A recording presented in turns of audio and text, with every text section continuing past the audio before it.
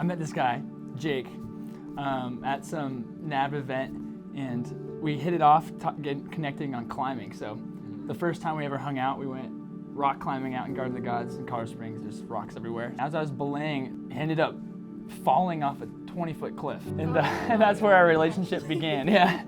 So I was carrying him back to the car, like he's jacked his foot up. I was carrying him back, and I was like, "Can I pray that we find it like for you and your foot?" As I was like carrying him to the car, a orthopedic surgeon walks up and like talks about and does like a exam for him for free, and that was like the beginning of our relationship. So I was like, wow. That's crazy. What was his response to like you asking to pray for him? Yeah, he was kind of put off by it for sure, but I mean, he's in my arms, so I can do what I want. Kind of captive audience, but he struggled to see how it was God, and so, but that began a 1.5 year long us reading the Bible, and so we're still going.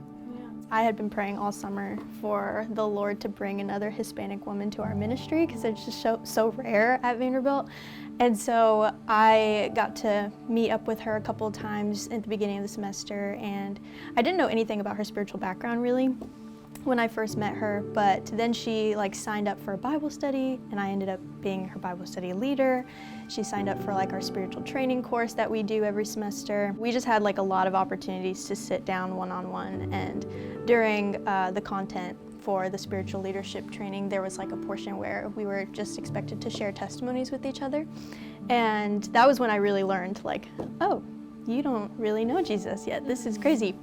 Because she sat down with me and I was like, so do you want to share your testimony first? She's like, I don't feel like I have a testimony. Like, I don't think I have a story. She's like, I don't feel like I've had a turning point with God at all. There's a lot of legalism in her past. A lot of it was because of her parents' influence on her. And now she's in college and she's like, I don't even know if I want to follow God. Like, I don't even know if I believe if Jesus is real. But it's been really cool because it's only been like 2.5 months that we've been friends, but she's just really, her and I have built a lot of trust over time just by getting meals together, getting coffee together, talking about life, tell me about your family, we talk about our culture and things like that. After the training course ended, I asked her if she would want to continue meeting forward for discipleship, and she was very open to it. She has just asked me a ton of questions and is kind of very emotional about, I want to believe this is true, but I just am not convinced. And has kind of found herself in a place of like, I'm just gonna ask these questions for the sake of challenging you to try and prove you wrong. And I only know that because she said that to me. She was like, you know, I know that I can't disprove God. Like, I know I can't disprove his existence or his reality, but I want to try. And it's just been really interesting for me to like engage with, because she comes from a religious background. I think because we've established so much trust, she feels safe to question faith. That's good. Yeah, which is fine. It's hard. But at the same time, like, I think I've just been affirming, like, your questions are valuable, they're good, because she's never had opportunity to question her faith before with, like, her family and the church, and she was very hurt by the church, I think, and kind of was just, felt like it was forced on her. She started asking me questions like, what happens to people who die before hearing the gospel? Or like, what happens if you're in the process of learning about Jesus and you don't believe yet, and he comes back, or you die? And she admitted being really fearful of that being true of her life, and I kind of just got to sit with her in that, and we flipped to Mark 9 and talked about the man who was like, I believe, Lord, help my unbelief.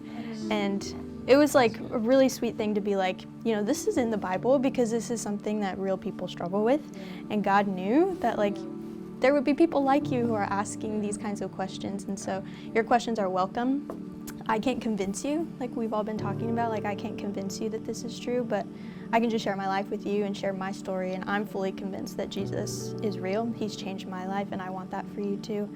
So it's kind of just a lot of patience and a lot of trusting and a lot of like, I've been thinking a lot about Romans 1:16, like it is the power of God for salvation to all who believe. I feel like that's been the most freeing thing for me to remember. It's like, I can be her friend, and I can love her really well, and I can answer as many questions as I can, but also just like going back to, as long as we're talking about the gospel, I'm gonna trust that it's working in her life, and God is definitely pursuing her, and I don't know if she sees it yet, but it's very evident to me, so. What do you do when she asks you a question and you don't know the answer? Yeah, Honestly, I just told her, like, I'm really comfortable with saying I don't know.